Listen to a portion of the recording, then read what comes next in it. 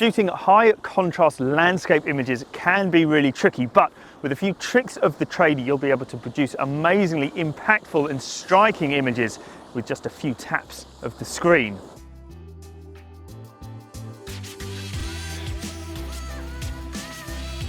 This scene behind me here, these amazing cliffs kind of towering over this pebble beach, look absolutely amazing. And just by framing up and not doing anything at all to the camera, I think this is already a pretty interesting looking picture, which is how you know that you've found something that's going to make a good landscape photo, is when it looks spectacular without you doing anything to it.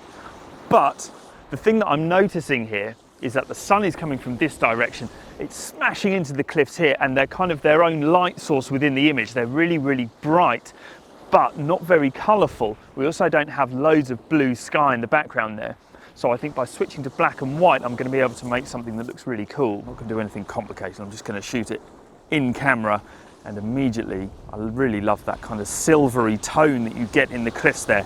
The other thing I'm going to do is I think that this bright white cliff here is just kind of tricking the camera's auto exposure.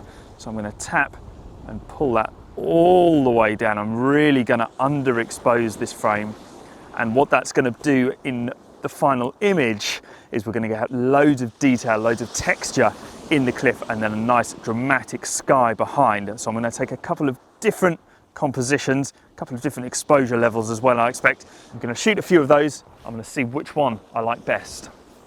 This first frame is sort of neither here nor there in terms of how I've treated the colour or in terms of how I've treated the composition and exposure, to be honest. I like it, but it's not spectacular. I think these cliffs could be exposed much more nicely, and all of this sky behind I think would benefit from a big punch up in terms of saturation. So I think shooting this or seeing this frame through the camera initially was what made me think that black and white might be a better option.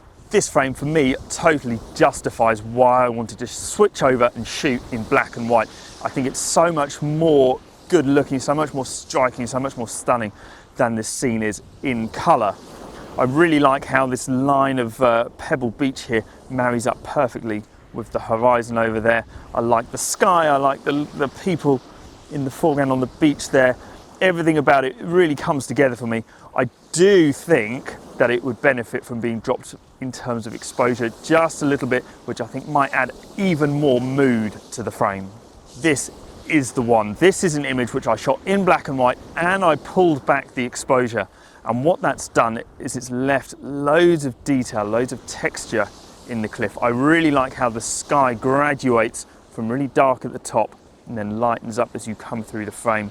I like this person in the foreground as well, giving you a sense of scale and context, but I think the way that it just looks really moody to me, looks really kind of atmospheric. There's a lovely silvery finish to it. I think this picture is a great candidate for printing, and there is no higher praise than that.